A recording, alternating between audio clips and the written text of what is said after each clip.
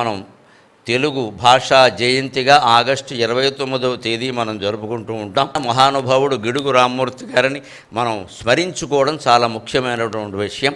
ఆయన వాడుక భాషలో వాడుక భాషకి ప్రాధాన్యం పెరగాలి అని చెప్పి అన్ని వర్గాల పిల్లలు చదువుకోవడానికి అవకాశం ఉండే వాతావరణాన్ని సృష్టించడానికి అవసరమైన ఉద్యమాన్ని గిడుగు రామ్మూర్తి గారు చేశారు.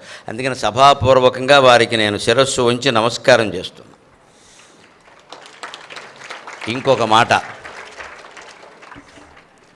తెలుగు భాష తీయని భాష అని ఎందుకంటారండి? మన భాష కాబట్టి మనం అనడం గొప్ప విషయం కాదు. ఎవరి బిడ్డ వారికి తీయగానే ఉంటారు. కాకి బిడ్డ కాకి పిల్ల కాకికి ముద్దు, కాకి పిల్ల కాకికి ముద్దు, ఇంకోళ్ళకి ముద్దు అవుతుందా? కాబట్టి మన భాష తీయనిదా? కాదు. నిజంగానే అనేక రకాల ప్రపంచంలో భాషల కంటే తెలుగు భాష తీయనిది. మళ్ళీ అంతటి తీయని భాష పాశ్చాత్య దేశాల్లో ఇటాలియన్ లాంగ్వేజ్. అందుకే తెలుగుని ఇటాలియన్ ఆఫ్ ది ఈస్ట్ అంటారు. ఆ తీయదనం భాషా నిర్మాణంలో ఉంది. తీయదనం ఎక్కడుంటుంది భాషలో? ఇందాక పదార్థంలో తీయదనం లాగే భాషలో తీయదనం ఎక్కడుంటుంది? ఎవరి భాష వాళ్ళకి తీయగానే ఉంటుంది. ఇంగ్లీష్ వాడికి ఇంగ్లీష్ తీయగానే ఉంటుంది, వాడికి అర్థమవుతుంది కాబట్టి. మనకు అది చేదుగా ఉంటుంది, మనకు అర్థం కాదు కాబట్టి. అది కాదుగా తీయదనం నిర్ణయించేది. తీయదనం అంటే మాధుర్యం. మాధుర్యం ఒక భాషలో ఉందా లేదా అనేది మాట్లాడితే తెలియదు, రాస్తే తెలియదు, పాట పాడితే తెలుస్తుంది. గీతం అంటే మాధుర్యం అంటారు. ప్రసంగాన్ని మధుర ప్రసంగం అని సాధారణంగా అనరు. ప్రసంగంలో అనే నవరసాలు ఉంటాయి, గీతంలో మాధుర్యం మాత్రమే ఉంటుంది. అంటే తీయని భాష అంటే పాట పాడడానికి అనుకూలంగా ఉండే భాషలు ప్రపంచంలో చాలా తక్కువ ఉన్నాయి. పాట పాడడానికి అనుకూలంగా ఉండాలంటే ఎలా ఉండాలి? పాటలో ఏది ముఖ్యం? రాగం తీయడం ముఖ్యం. పాట పాడిన తర్వాత సరస్వతి గమనించండి, ఈ అనాలంటే చివరి ఈ ఉండాలమ్మా. పాట్ క్యాట్ అంటే ఏం తెస్తారు? రాగం ఎక్కడ? అందుకే ఇంగ్లీషు తీయని భాష కాదు, తెలుగే తీయని భాష, సందేహం లేదు. రాగం తీయడానికి అనుకూలంగా ఉండే భాష అంటే తెలుగులో మన పదాలన్నీ అచ్చుతో ముగుస్తాయి. Most of the Telugu words end with vowel, అచ్చుతో ముగుస్తాయి. రామా కృష్ణ దేవి ఇలా అచ్చుతో ముగుస్తాయి. అకారం ఆకారం ఇకారం ఈకారం ఉకారం ఊకారం ఎకారం ఏకారం ఐకారం ఒకారం ఓకారం ఔకారం వీటిని అచ్చులు అంటారు కదా, వాటితో ముగుస్తాయి. ఇంగ్లీషు భాష కానీ సంస్కృతంలో సగం పదాలు కానీ అచ్చుతో ముగియవు. ఇంగ్లీషు భాషలో ముఖ్యంగా 90% పదాలు హల్లుతో ముగుస్తాయి. హల్లుతో ముగియడం అంటే కాంటెంప్లేట్ అన్నాడు. పేట్ టకార పొల్లు వచ్చింది అక్కడ. ఆ పదాన్ని తెలుగులో రాయడం మీకు తెలుస్తుంది. కాంటెంప్లేట్, కంప్లీట్ అన్నీ తెలుగు. టకార పొల్లు, ఎకార పొల్లు, చకార పొల్లు అన్నీ పొల్లే. భాష అంతా పొల్లే, ధాన్యం లేదు అక్కడ. ఈ పొల్లుతో ముగిసే భాషలు ఉన్నాయే, పాడడానికి వీలుగా ఉండవు. అందుకే ఇంగ్లీషు పాటలు మీరు టీవీల్లో వస్తూ ఉంటాయి కదా, ర్యాక్ అండ్ రోల్ మ్యూజిక్ అని, పాప్ డ్యాన్స్ అని, అవన్నీ ఎలా ఉంటాయి అని దేవుడు భయంకరంగా అరుస్తాడు. దేవుడు ప్రేమిస్తున్నాడో కాటేస్తాడో తెలియదు. ఈ పరిస్థితి ఎందుకుంటుందో తెలుసు? హాలీవుడ్ సినిమాలో వాళ్ళ నాగరికత అంతా, వాళ్ళ భాష అంతా. ఎవరి మీద ద్వేషంతో అనడం కాదు, ఇది స్వభావం, ఇది అది భాష అంతా. అన్నీ హల్లే, అన్నీ పొల్లే, ఎక్కడా అచ్చు లేదు. అని కాస్త సాగదీసే వ్యవహారం లేదు ఇక్కడ. ఈ అనేది లేదు ఇక్కడ, అనేది లేదు. ఇంగ్లీష్ భాషలో 99%, 100కి కాదండి, 1000కి ఒక్క పదం అచ్చుతో ముగిసేది ఉంటే గొప్ప. 999 హల్లే. అంటే తీయదనం ఉండదు, చాలా భాషల్లో ఉండదు. అది తెలుగులో ఉంటుంది. సంస్కృతంలో అటు సగం ఇటు సగం ఉంటాయి. అందుకే మన దేవతల కీర్తనలన్నీ ఉంటే తెలుగులో ఉంటాయి, లేదా సంస్కృతంలో ఉంటాయి. రాగం తీయడానికి అనుకూలమైన భాష తెలుగు, అందుకని తీయని భాష అన్నారు. నేను ఇంకో చమత్కారం చెబుతా. నేను అవధానం చేస్తుంటే అడిగారు, అవధానాల్లో అప్రస్తుత ప్రసంగం అని ఉంటుంది.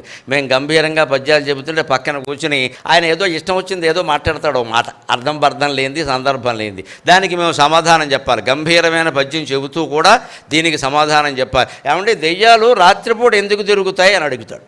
ఎవడు చెప్తాడు? దెయ్యాలు రాత్రిపూట ఎందుకు తిరుగుతాయి అంటే, పగలు మనం తిరుగుతాం కదా, మనం అంటే భయం కారణంగా రాత్రి తిరుగుతాయని చెప్పాను. మనం దెయ్యం కంటే భయంకరంగా ఉన్నాం అన్నమాట. ఏదో ఒకటి ఉండాలి కదా కారణం. అందుకని దయ్యాలు రాత్రిపూట ఎందుకు తిరుగుతాయంటే పగల మనం తిరుగుతున్నాం కదా, అందుకే రాత్రి తిరుగుతాయి అని చెబుతాం. అలా ఏదో సరదాగా. అందుకే పాండవులు 5 పేర్లు ఉన్నాయి కదా, ధర్మరాజు, భీముడు, అర్జునుడు, నకులుడు, సహదేవుడు. అందరికీ డూ డూ డూ ఉంది, ధర్మరాజుకు లేదు. చూసుకోండి, భీముడు, అర్జునుడు, నకులుడు, సహదేవుడు. ధర్మరాజుకు లేదు.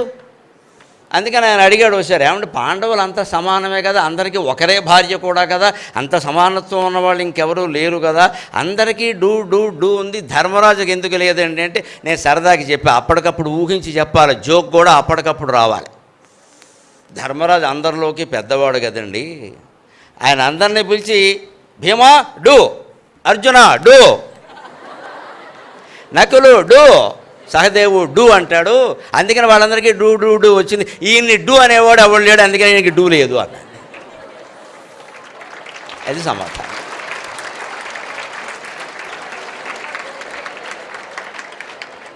ఇది స్ఫురించాలి. దీన్ని స్ఫురణ అంటారు. అప్పటికప్పుడు స్ఫురించాలి.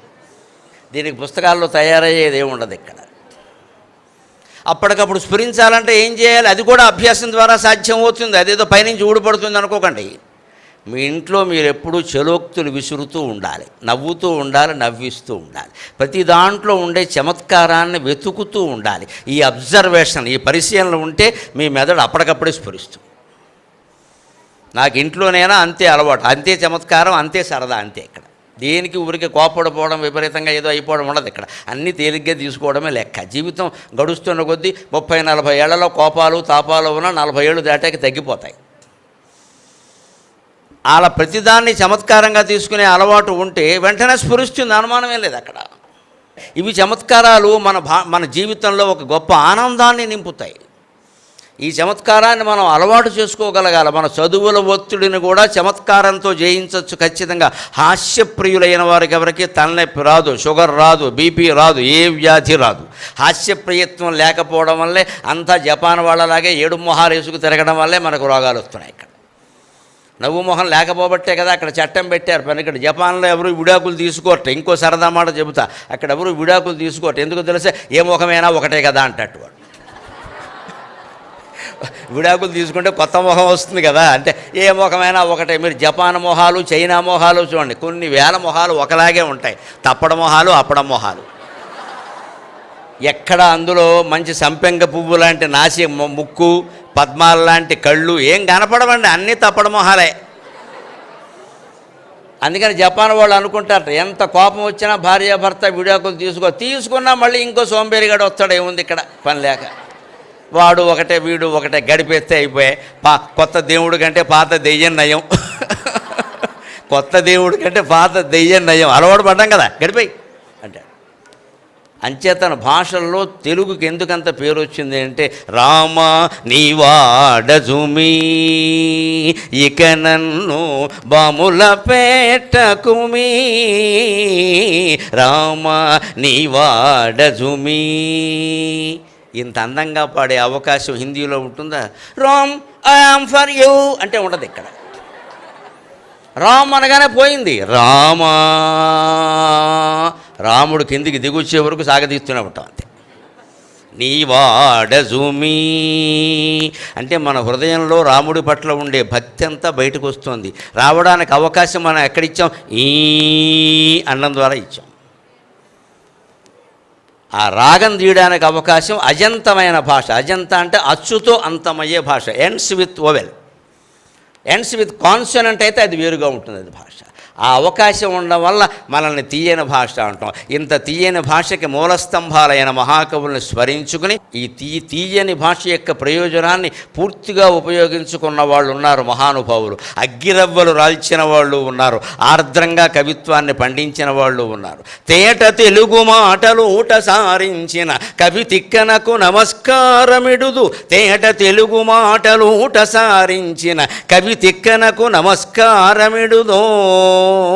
ఆటవెలదుల సదాచారమందించు ఆటవెలదుల సదాచారమందించు వేమన్న కంజలి విన్నవింతు ఆటవెలదుల సదాచారమందించు వేమన్న కంజలి విన్నవింతు తరతరాలది బూజు తరిగి పోగులు పెట్టు దాశరథి కవికి దండమిడుదో తరతరాలది బూజు తరిగి పొగులు పెట్టు దాశరథి కవికి దండమిడుదు అక్షరమ్ములతోడ అగ్గిరవ్వలు రాల్చు అక్షరమ్ములతోడ అగ్గిరవ్వలు రాల్చు కాళోజి పాదాల వ్రాలిపోదు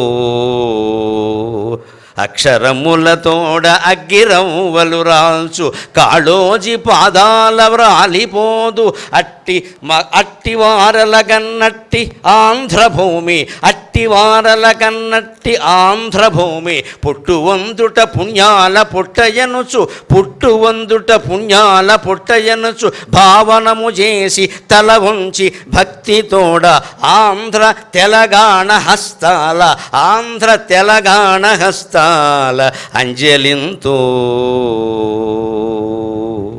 మన కవులలో కవిబ్రహ్మ తిక్కన అని ఉండేవాడు. 13వ శతాబ్దంలో పుట్టాడు మహానుభావుడు. నన్నయ్య గారి తర్వాత అంత ప్రసిద్ధుడైన కవి. మహాభారతాన్ని తెలుగులో అనువాదం చేసిన ముగ్గురులో రెండవ వాడు. ఆయనకు ఓ పంతం ఉండేది. అప్పట్లో సంస్కృత భాష ప్రభావం బాగా ఉండేది తెలుగు మీద. ఇంగ్లీష్ అప్పటికి లేదు, ఇంగ్లీష్ వాళ్ళు రాలా, పర్షియన్ లేదు, ఉర్దూ లేదు, ముస్లింలు రాలా, ఎవరూ రాలా, తెలుగు వాళ్ళే ఉండేవారు ఇక్కడ. కానీ ఆర్య నాగరికత సంస్కృతం ప్రభావం ఉండేది, దాని ప్రభావం బాగా పడింది. ఆయన తెలుగుతనం పోగొట్టుకోవద్దని నెల్లూరులో పుట్టినటువంటి సోమయాజి తిక్కన అంత మహాభారతాన్ని అచ్చ తెలుగు మాటల్లో ఎక్కువగా రచించే ప్రయత్నం చేశాడు. అందుకే తేట తెలుగు మాటలు ఊట సారించిన కవి తిక్కనకు నమస్కారమిడుదు. ఆ తెలుగుని కాపాడే ప్రయత్నం చేశాడు. అంతకుముందు భారతాన్ని ఆంధ్రీకరించిన కవులు సంస్కృతంతో నింపేశారు బాగా. ఆ పదాన్నే తెలుగులోకి లాగడం, ఆ పదమే తెలుగులోకి లాగడం. మనం కొత్త పదాలు పుట్టించగలగాలి. తెలుగులో ఉన్న పదాన్ని వాడడం పెట్టేసుకుంటే ఇక మనకు భాష ఎప్పటికీ అభివృద్ధి అవ్వడం అనేది ఉండదు. కొత్త పదాన్ని పుట్టించాలి అవసరమైతే.